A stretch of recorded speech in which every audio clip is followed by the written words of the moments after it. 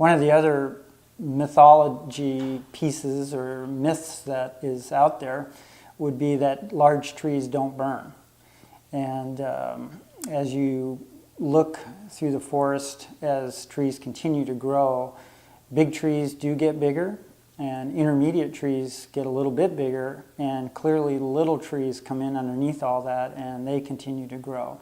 And over time, without any intervention or management activity,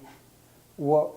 we end up seeing happening is a gradient of small trees that may be anywhere from the forest floor to 20, 30 feet tall, and then another series of trees that take over and grow to be, with live crowns, it could be all the way up to 100 feet tall. And then the next series of trees on top of that might be 150 or 200 foot tall trees, but it's the connectivity of the crowns of all those smaller trees as you literally build a ladder from the ground all the way up to the top.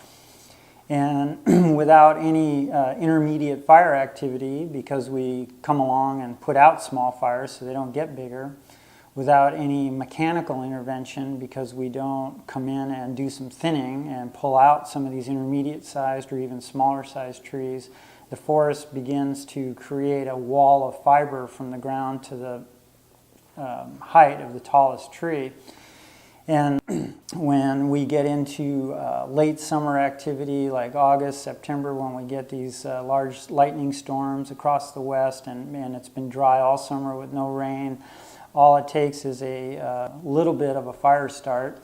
and a small fire quickly becomes a little bit bigger fire, which quickly becomes a much bigger fire. Fanned with a little bit of wind and then a lot of wind, they start to create their own weather, and very, very quickly we go from a ground fire to an intermediate fire with flame lengths that could be 4 to 8 and 10 feet high, and all of a sudden now you're into 30 foot and 50 foot and 100 foot flame lengths. And so if you're a 150 foot tall tree with lots and lots of clearing around that one tree, we would expect that a tree like that could survive a very low intensity, very flashy, quick fire.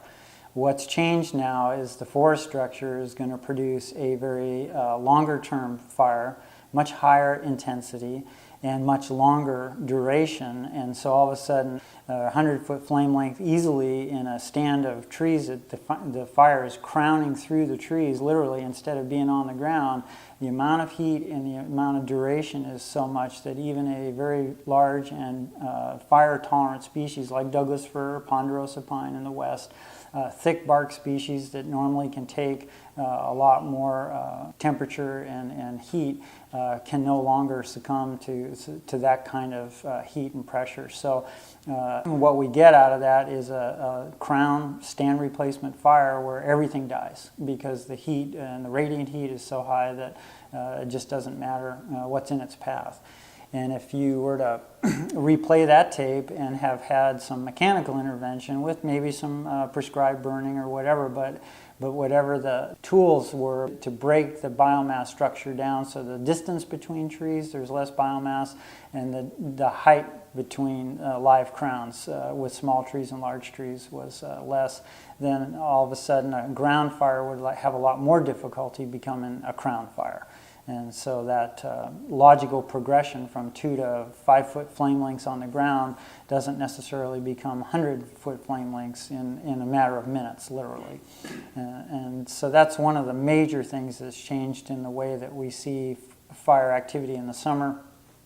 as well as the cost and the difficulty of having to fight fires because they become so big and so intense.